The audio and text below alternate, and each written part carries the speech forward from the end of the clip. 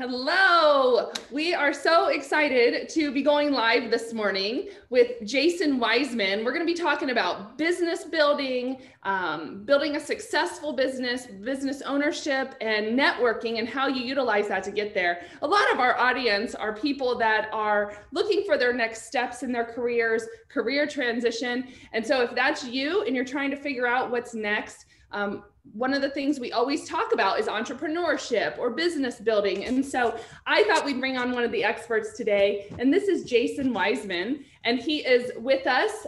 He has spent 2 decades in the corporate world in the semiconductor industry, and his business experience ranged from owning his own consulting firm to purchasing a franchise that he and his wife ran. And then the past 12 years has been spent managing his own agency. He's been recognized for performance in the top 500, been a feature on the cover of Business and Finance magazine, and he is a multiple 6-figure earner. He co-authored a best-selling book called Winning Ways, and he has been married for 29 years. They have 2 children, and he is the senior marketing director with WealthWave. Jason, welcome, and thank you for being here today. Thank you, Jessica. I'm looking forward to this.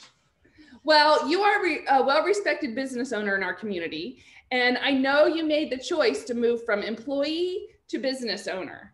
And can you tell us what made you decide to make that transition, become an entrepreneur and a business owner? Sure. Yeah, I appreciate that. So it wasn't an easy one, by the way. Once you're in a corporate job for a number of years, it's easy to get comfortable. The pay is pretty good. And you've polished a skill set, and I would never claim to be an expert in anything, because there's always somebody that is a little bit smarter and knows a little bit more. But you do hone a skill set that is very valuable to the company. But that said, I also recognize that I'm 51 years old, and so I was in my late 30s, and what I saw happening in front of me was not a lot of loyalty. It was already starting between employee and employer, and people moving around a lot with their jobs. And that didn't excite me too much. So the idea of having a business did intrigue me, but there were challenges. Like with the franchise that we purchased, it was a lot of money. We spent most of our life savings at that point to open that and run it. And I wouldn't say it was a failure. We learned a lot. We didn't go bankrupt running it, which was great. We made it past the first 3 years, which is statistically a miracle when you start a business like that. But after 4 years, we kind of figured out it wasn't a good fit for us. And so we let that go, and we never, frankly, made profit with it. It was a break even or a loss a little bit along the way. So it required a lot of capital. So I liked the idea of entrepreneurship. I knew I was still young enough to work hard.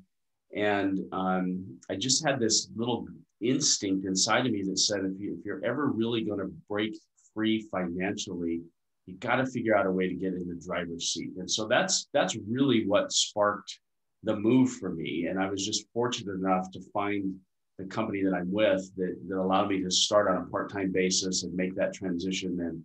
And the overhead was nominal. So the financial issue went away, basically. So it was a big decision. We had 2 little kids. We had full benefits. We left all that behind. I think half the people thought I had lost my mind, by the way, which also told me, I didn't recognize it at the time, I do today, that it was probably the right thing to do is just kind of break out of that cycle. But it does require a little bit of being brave and just taking a leap of faith. And one thing that got me over the hump with making the decision was I did have a good skill set. And the thought that just continually ran through my mind is I can always, maybe, but most likely I could always step back into a position down the road if that's what I needed to do. So kind of a long answer to your question, but it takes a little bit. It was brave. It was gut wrenching from time to time, but I knew that it would be better to just get in the driver's seat of the income and my time and so on and so forth. Yeah, I think, I run a couple businesses, and I agree with you. Each time I have been called crazy, or what the heck are you doing? Or, you have this comfortable job you could go to. I think that's part of it. Like, to be an entrepreneur, you have to have a little bit of that risk, a little bit of that crazy with your vision, and really believe in it as you move forward. Yes. Yes. So, okay, I am a huge advocate of networking. And 12 years ago, I wasn't, because I didn't really understand it. And in fact, it scared me. But now I know that it's really about relationship building. So if people can start to reframe that word networking into something that they understand better, like relationship building, gaining more friends. Tell us about the importance of that in your world, in the business world. Huge. Number one most important aspect of having a business is having a good network of people. I think there's some misnomers about what networking means. And it's nobody's fault. It's just, it's the old game of telephone. I say something to you, you say something to somebody else, and eventually when it comes back around, it's something completely different. For me, networking is, number one, it's about building relationships. Networking is what lays the foundation for relationships. I think oftentimes that gets mistaken for, I meet you, Jessica, and I'm networking with you. And the only reason I'm talking to you is because I want something from you, meaning I want to sell you something. So, you're my product, my service lands in your household. Now there is a component of that, but, I looked at it as I want the relationship, because in my mind, the referral from that person was of greater value than a sale or a commission that may come from me doing business with that individual. Now, if you're in the right business and you believe in your product and your service, of course you want to help people. And so maybe you do become a client or a customer, but not just solely for the purpose of me selling you something and moving on. That the network aspect of the business, in my mind, is about building those relationships and getting the referrals. And I'll share with you that some of my best clients and my best agents have actually come from doing that very thing, just meeting people, sharing ideas, getting to know them a little bit, trying to add value. I think that's a thing that people miss. When I meet you, I want to figure out a way if I can add value in your life first. Without it costing anything, but maybe a little bit of time and conversation. But some of my best clients and agent referrals have come from people who are not my clients and I had never worked with, other than we just sat down and had lunch, or we met through an organization or something and got to know each other, and they had a need and I had a need, and we exchanged and off we went. So networking, especially today, is critical. I think it's a key component. And if I had to venture a guess, if you interviewed, most highly successful CEOs and entrepreneurs, they're going to tell you that their network of people is what has helped them be successful. Yeah, I totally agree with you. And adding value is a key component. And that goes for business building, career change, job search, any of it. And so, but there is also this balance, right? Of how much time am I going to go spend networking? What is value added to them, but also to me? And what is just basically wasting time? So do you have any input and guidance on that? Yeah, I think, so it's networking with a purpose. And that purpose is, what I tell people is, let's just sit down. I'd like to learn a little bit about you. You can learn a little bit about me. And if we can exchange some information, or if there's an area that I can support you with, then I'm happy to open up my network and meet people. I've been in the Valley here since 1988. I've got a fairly large network on LinkedIn and social media. I've met people from, all walks of life and different companies and different careers. And sometimes that's what the other person needs. Now, there's also the takers. And so I think that's the real question, is how do you delineate between the mutual respect and give and take versus the takers? And it's a little bit of an art. Most of the time, people have a pretty good gut, and you can figure out if this person's just looking for something.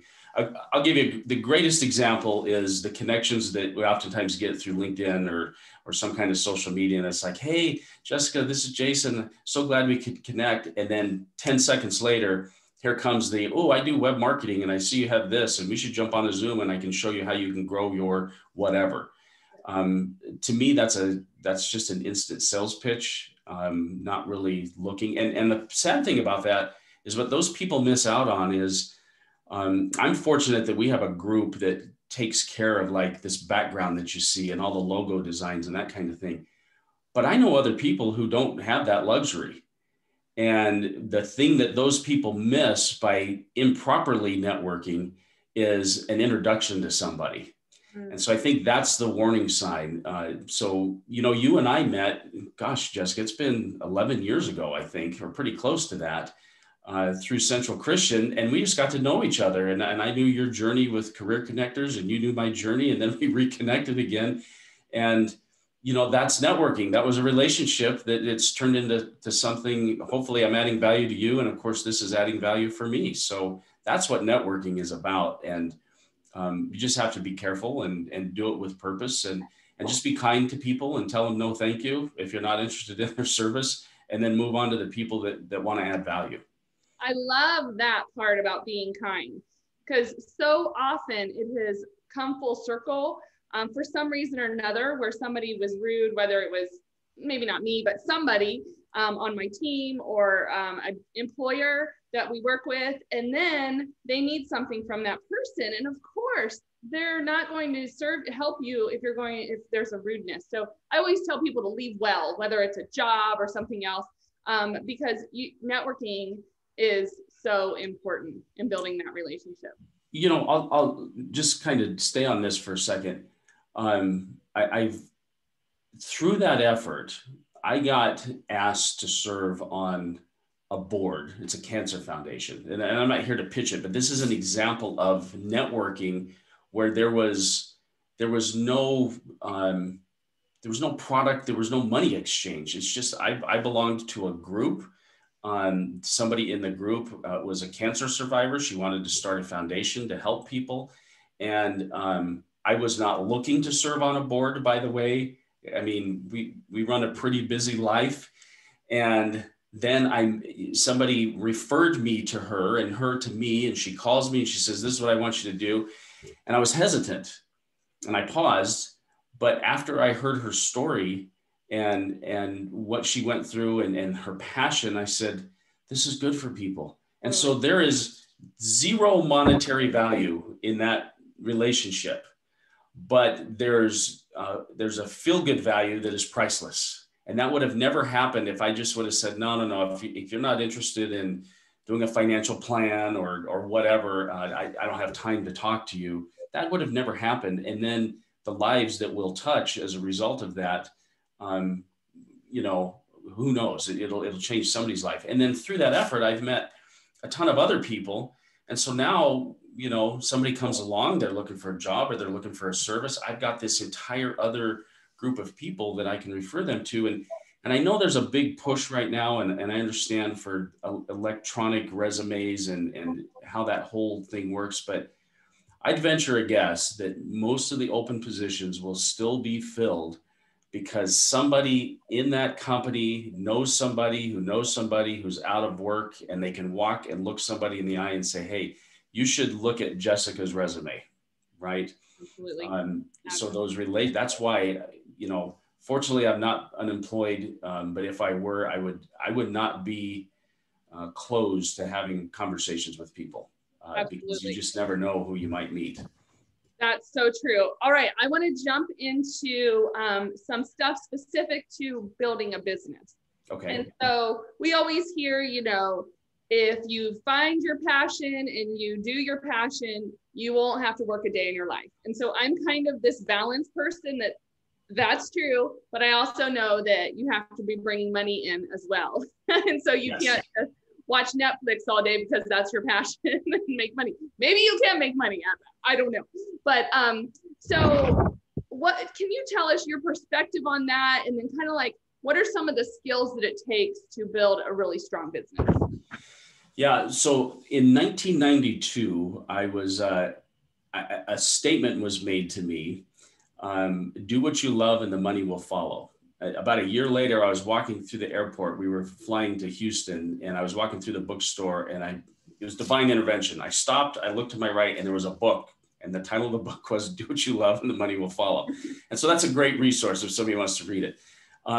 Now, that being said, I think there's a component to that oftentimes career people miss, and it's all of the skill sets and the transferable skills that they may have to leverage for pursuing something that they enjoy doing. I think it's easy to get stuck in a paradigm. You know, I was in the IT world, so for me, this whole idea of shifting to the money business, so to speak, was very foreign. For obvious reasons. It wasn't something even close to what I was doing, but there were some transferable skills. I was pretty organized. I have a little bit of a gift for gab. You know, I'm a pretty good relationship person. And that's what this business is about. So now my computer skills and all that stuff, not transferable. So I think that's one thing to look at and just take a very abundant look at the skill set, because that's oftentimes what stops people. The passion piece of it, I think that's the other thing that you have to be a little bit open to. You know, it would be hard if your hobby is, you know, crocheting. It would be challenging to start a crocheting business and be profitable. The number one thing that a business should do is stay in business. That means it's got to make a profit. So there's a fine line between that. Now, that doesn't mean that if you enjoy crocheting, you can't start a crocheting group and meet new people and leverage some of those relationships to pursue business interest. But at the same time, you have to be very careful about following just a passion that's not profitable, because then you're not serving people and then you're not taking care of your own household. So there's that component of it. Skill set wise, there's a great interview. And I'm just looking at my phone because I don't want to mess the guy's name up. Mark Randolph is a guy that co-founded Netflix. And this is what he said about skill set and being organized and trying to create systems and all this stuff. He said, listen, you've got to have proof of concept. And he goes, the way you have, and I'm paraphrasing, the way you have proof of concept is you just got to go out and do it. Do little things to see if they work, see what doesn't work, which means there's going to be some no's, there's going to be some failures involved. But once you've got the proof of concept in place, then you can apply all the other skill sets. And as a business owner, especially in the beginning, there's many hats to wear. You know, you're the first one there, the last one to leave. You clean the place. You're refilling the paper towel holder. You're doing all those things. And then there's the business side of it, which is the bookkeeping and tracking of things. And so I think one of the valuable things that I was taught was being organized. Because when you're an entrepreneur and you have a business, there's nobody to answer to. When you have a job, somebody tells you when to be there. They tell you how many vacation days you have. They give you a deadline for a project. And when you're an entrepreneur, that's you doing that. And it's easy to forgive ourselves for not meeting deadlines. So staying organized, staying on task is probably the number one thing that a new entrepreneur can do. And then just know that things are going to get messy. One of my mentors said to me, you can't have an explosion without creating a mess. Mm-hmm. And so create the explosion and mop up the mess. Create the explosion, mop up the mess. And then through that process, you'll quickly figure out how to fine tune things. Absolutely. That's so good. I am one of the least organized, planned people out there. And so one of the things I had to do was hire somebody that was my first hire for one of my businesses, because there's just no way I could keep up with all that was required with that business. Yeah. And so that brings up a good point.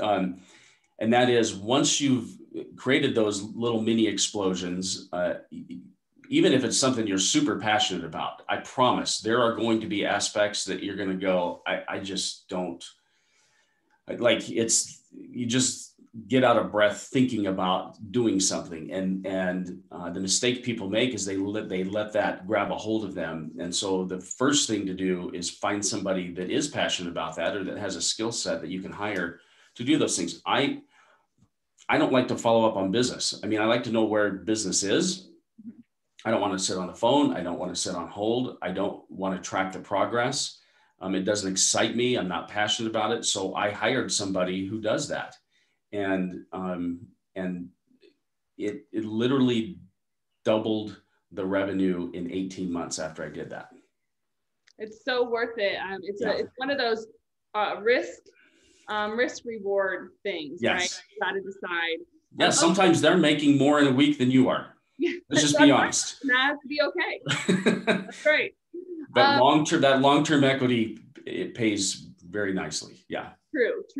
So we are coming up to the mark, a little over actually, but I just wanted to ask you, do you have any more guidance for anyone who may be watching this that's considering business building or is currently in the phase of building a business? Sure. Mentorship is important.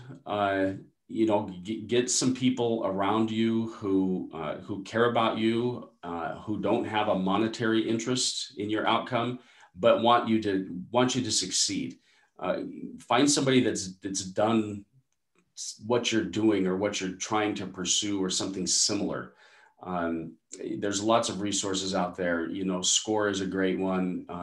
There's plenty of places that you can go find people that have run successful business and will mentor. And most importantly, find people that will be honest with you about things and hold you accountable to what you say you're going to do. That has been the greatest value that I have found. It's where we struggled a little bit with the franchise, because while there was support there was monetary interest in us being successful there for the franchisor. And so sometimes the lines got blurred a little bit where that's absent, and it's just about, hey, Jessica, you want to win in business? Then, you told me this is where you're struggling. Here's some things you can put into place. Report in and let's figure out why it worked or why it didn't work, and then move forward. So mentorship is important. Be mindful of the monetary output, because that can be a deal breaker, but just be mindful of it. Make sure that you're well supported there. And then you just got to go all in. You have to be unwavering in your 5-year plan. Have a 5-year plan. Where do you want to be in 5 years? And then be unwavering in your day-to-day activity to make that happen. There's a great book called The One Thing by Gary Keller. And it really hones in on how to manage time throughout the day. And it is incredible.